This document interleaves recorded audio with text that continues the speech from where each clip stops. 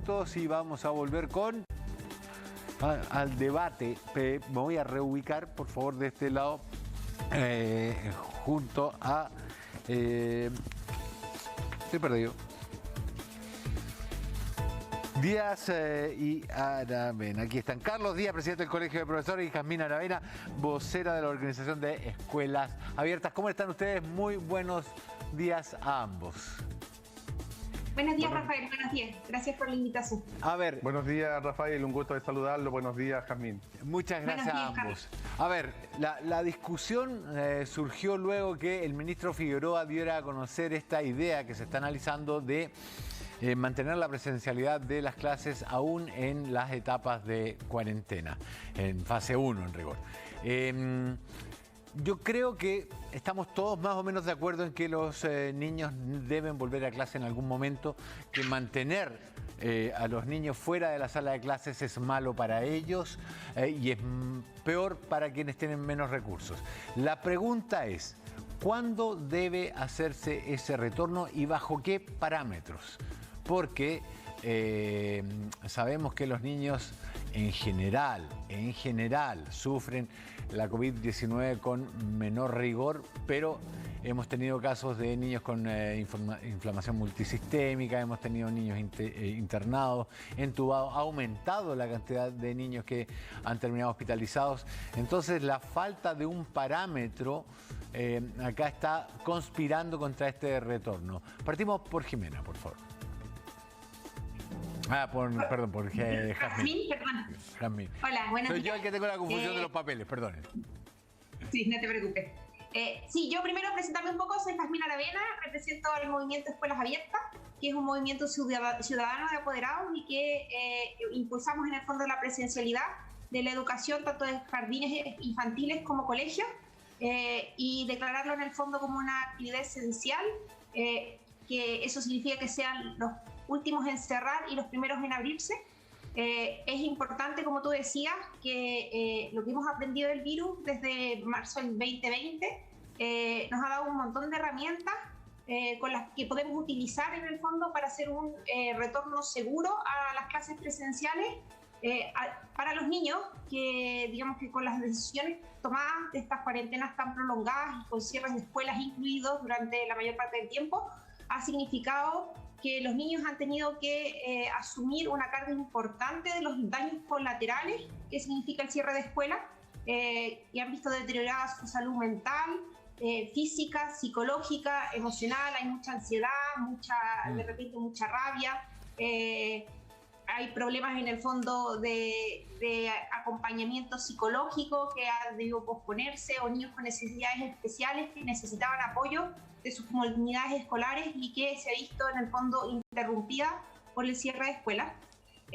Nosotros creemos que si bien en momentos en los cuales existe un pic de contagio con tasas muy altas de transmisión comunitaria, los colegios sí deberían cerrar. Este cierre debería ser muy acotado y digamos que debería favorecerse la apertura de los colegios de manera pronta. Entonces, que este cierre sea muy acotado y sea lo más corto posible. En eso, digamos que nos gustó que el Colegio de Médicos, el Colmed, impulsase esta idea de que los colegios estuviesen abiertos.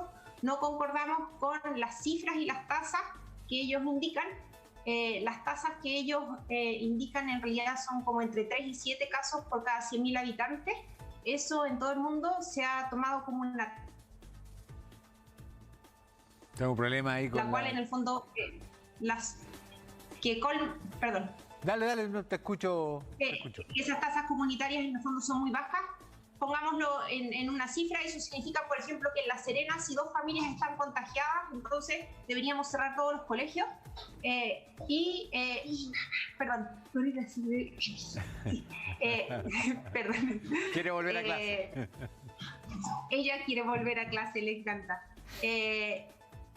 Y digamos que tenemos experiencias exitosas en países en los cuales se ha mantenido en la educación presencial con altas tasas de transmisión comunitaria, y se ha visto que los colegios no repercuten en casos de hospitalizaciones, digamos que no hay un efecto de apertura de escuelas y un aumento en el caso de hospitalizaciones, y la tasa de transmisión dentro del colegio se mantiene muy baja, en general menor al 3%. Voy a poner, por ejemplo, North Carolina, con tasas de contagio a nivel comunitario entre 100 y 200 casos por cada 100.000. Jazmín, déjame tuvo preguntarle unas tasas de comunicación menores a 3%. Sí, lo que pasa, mi pregunta es si la infraestructura, el sistema de transporte, el aislamiento de un estado como North Carolina es comparable a la realidad de Chile, y cuáles son los parámetros que maneja el Colegio de Profesores, don Carlos.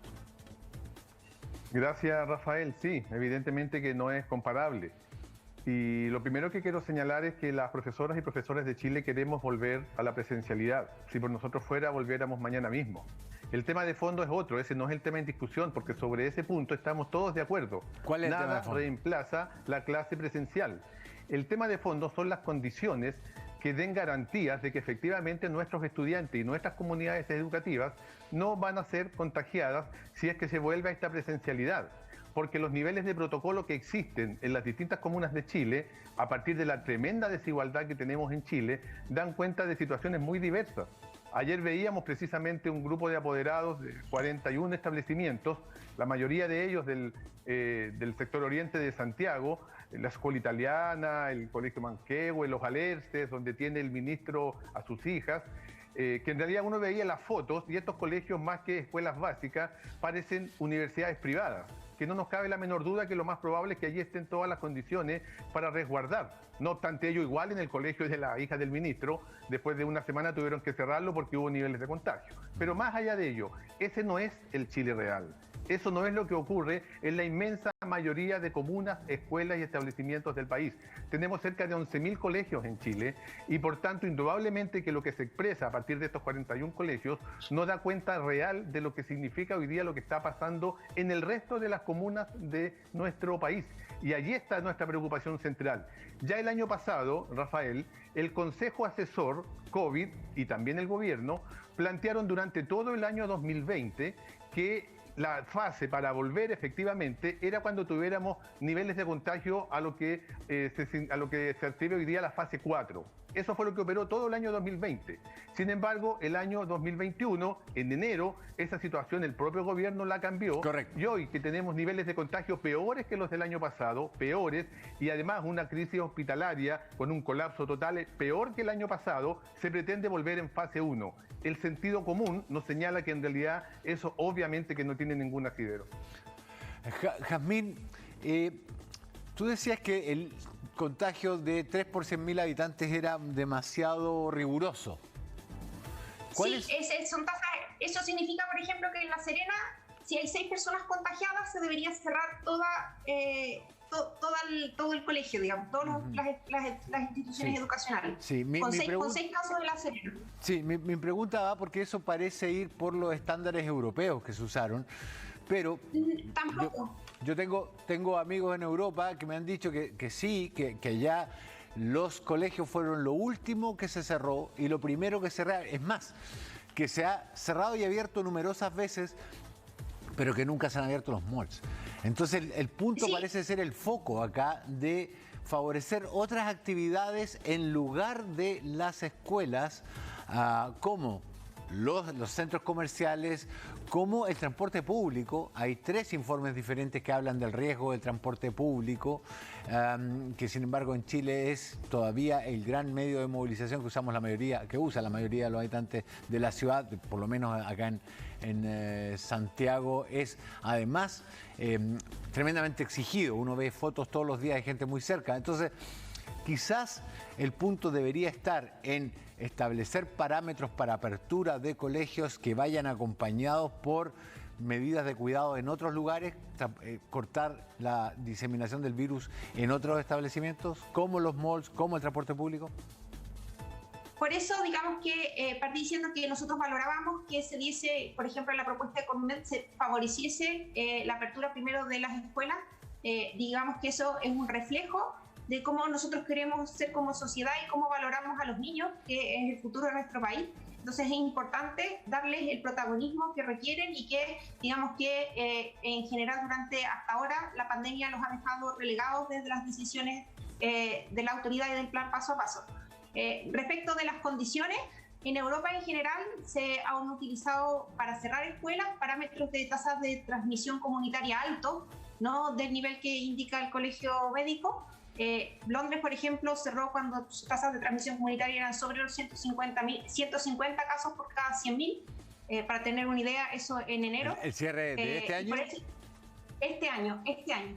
Y respecto de lo que indica Carlos, de que el año 2020 se definieron parámetros, el año 2020 teníamos mucha menos información respecto de cómo se comportaba el virus y cómo se comportaban, por ejemplo, los niños como vectores de transmisión. Durante mucho tiempo se pensó que los niños, al igual que la influenza, eran los vectores de propagación, y eso no resulta así. En el caso del COVID, los que son vectores de propagación en general son los adultos que contagian a los niños dentro de su ámbito familiar. Entonces, en ese sentido, yo entiendo que los profesores puedan estar preocupados de su salud. Estamos todos preocupados de la salud de cada uno de nosotros, nuestras familias, nuestras comunidades. No lo hemos dicho de otra forma. Lo que queremos es que en el fondo se balanceen los riesgos respecto de los beneficios. En este caso, los beneficios del cierre son muy pocos porque los colegios no favorecen la propagación, y los daños que están en el fondo tomando los niños producto de estas decisiones son enormes, y digamos que las medidas para evitar esas propagaciones y esos contagios que indica Carlos son bastante simples. El año pasado o en marzo se mostraba en el fondo, por ejemplo, colegios en los cuales los profesores estaban casi vestidos de astronautas. Eso no es así. En general, las medidas para evitar la propagación son bastante sencillas. Y eso tiene que ver con cómo hemos entendido el virus. ¿Tienen aireadores? ¿Tienen alguna forma de renovar el aire dentro de las salas? No, por ejemplo, España lo que recomienda es la ventilación cruzada de forma continua con ventanas y puerta abierta. No tiene que estar completamente abierta. Durante el momento de clase puede haber un pedazo de la ventana que está abierta. Después, cada 30 minutos, sí, por ejemplo, realizar pausas en las cuales se realiza estabilización, hacer distanciamiento entre los niños de más o menos 1 metro. Esa es la última recomendación del CDC. Mascarilla. Todas esas son lavado de manos. El lavado de manos no necesita alcohol gel, puede ser lavado con agua y jabón. Tiene que ver más bien con, por ejemplo, cuando alguien tose antes de comer, cuando en el fondo si un profesor va y toca a un niño que lo ayudó a sonarse o porque vomitó o por alguna cosa así, y digamos que en esos casos no tiene que ver que en el fondo cada 15 minutos o cada 5 minutos tengo que estar echándole alcohol gel al profesor y a todo el mundo. Sí. Entonces, estamos complicando los protocolos sanitarios, llevándolos a un nivel de complejidad que no lo supone, y en el momento que abrimos y compartimos esos protocolos, la comunidad se va dando cuenta que sí son sencillos de cumplir, lo pueden cumplir los niños y lo puede cumplir la comunidad. Sí, lo que ocurre es que, y yo insisto, yo creo que todos queremos que los niños vuelvan a clase. Yo particularmente soy padre y me encantaría que mi hija volviera a clases hoy. Pero leo las noticias. Dice, menores de edad hospitalizados en Chile por coronavirus se quintuplicaron en 6 meses. Esta nota es de el jueves 10 de junio. De hace 2 meses, en marzo, el DEIS publica estadísticas de COVID-19 en niños y adolescentes. Más de 100.000 se han infectado y 174 contrajeron el PIMS, este síndrome inflamatorio multisistémicos. Casi 8% de los casos son niños y adolescentes. Entonces, yo de verdad me pongo en el papel de un padre que siente el temor de que su hijo se contagie, y entiendo perfectamente que sea reticente a enviarlo cuando el nivel de contagio diario en Chile está en 6.000 casos. Bueno, entonces pongamos la cifra en perspectiva, porque la hospitalización de menores de 18 a lo largo de la pandemia ha sido menor al 3%. En marzo era más o menos el 2,9%. En junio bajó a 2,4%, o sea que en el fondo, si bien los casos han aumentado en número, porque ha aumentado el número de casos, porque es una enfermedad estacional. Entonces, a medida que se va acabando el verano y empieza la temporada más invernal... ¿Y no tendrá que ver con el ingreso de la variante... Naturalmente. Rafael, el tema central, disculpa Rafael, el tema central tiene que ver también con que aquí tenemos 81 niños muertos por COVID. Yo quiero recordar las palabras del ministro de Educación el año pasado, cuando llamaba a abrir las escuelas y decía de que no había ningún inconveniente porque el COVID no afectaba a los niños. Y hoy el Ministerio de Salud de este país reconoce que hay 81 niños muertos por COVID. Entonces, a esto agreguemos la cantidad enorme de estudiantes, de jóvenes, niños, niñas y adolescentes que efectivamente se han contagiado. Entonces, por supuesto que uno entiende absolutamente lo que plantean hoy día las comunidades educativas. A eso agreguemos que no están las condiciones ni los protocolos tal cual como se plantean, porque, repito, el Chile real es muy distinto del Chile que se vive en 3 comunas de este país.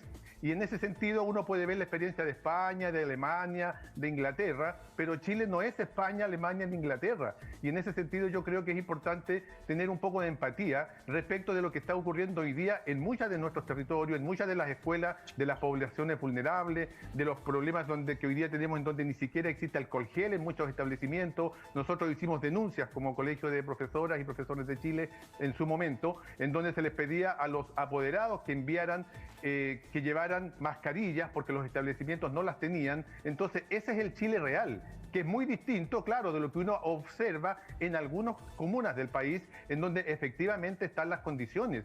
Pero además de ello, creo que es importante tener presente y preguntarse por qué motivo las madres, los padres, los apoderados no han enviado a los niños a la escuela cada vez que el ministro ha intentado abrir los establecimientos. Ha logrado abrir los colegios porque hay mucha presión, pero los niños no van a la escuela. Y eso tiene que ver, primero que nada, porque lo más sagrado que tiene un padre, por supuesto, que son sus niños, pero además porque no están las condiciones para volver en los propios establecimientos. No están los protocolos que tanto se anuncian, están solo en el papel. El ministro va a una escuela y se muestra una escuela maravillosa con todo, pero esa escuela se prepara porque una semana antes le avisan a la escuela que va a ir el ministro y tienen todo preparado. Eso es muy distinto de la realidad que viven nuestras familias, nuestros niños, nuestros jóvenes, nuestros estudiantes en muchos establecimientos del país.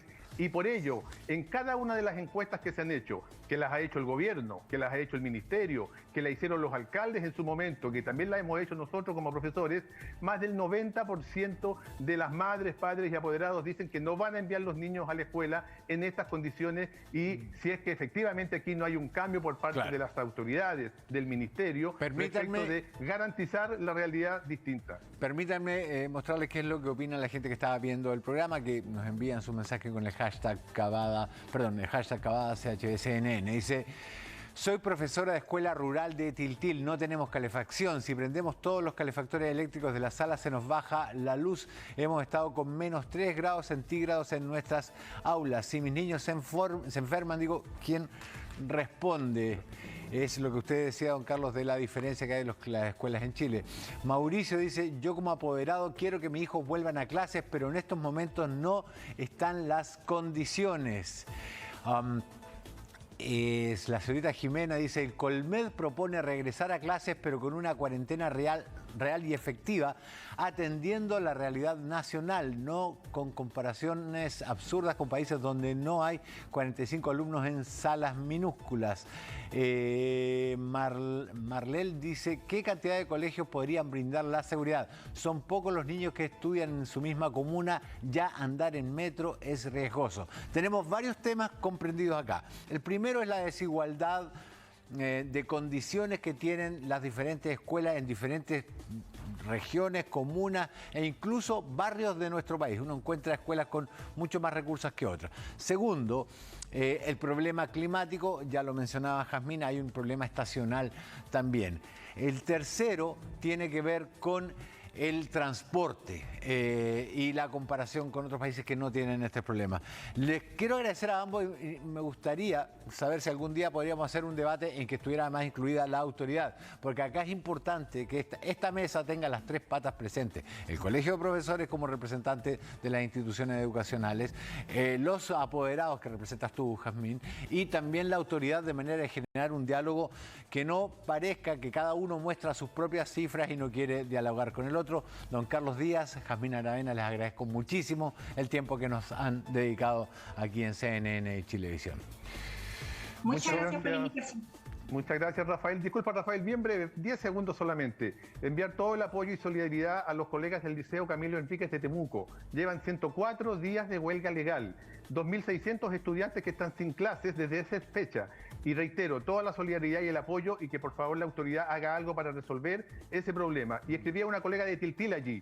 También los colegas de Tiltil están hace 4, 5, 6 años sin que se les pague la previsión. Claro. Ese es el Chile real, Rafael. Muchas gracias, don Carlos. Un segundito que Por favor. agradecería si el señor Carlos Díaz puede llamar a todos los apoderados a vacunarse, porque por ahora la vacunación de los adultos es una de las medidas más importantes que tenemos para la contención Me del virus. sumo Así que totalmente yo a eso, yo llamar a agradecería vacunarse que hiciese un llamado a los diario a los apoderados. padres a vacunarse. A todos. Lo vamos a en hacer, verdad, Carmen, vacunarse. totalmente de acuerdo.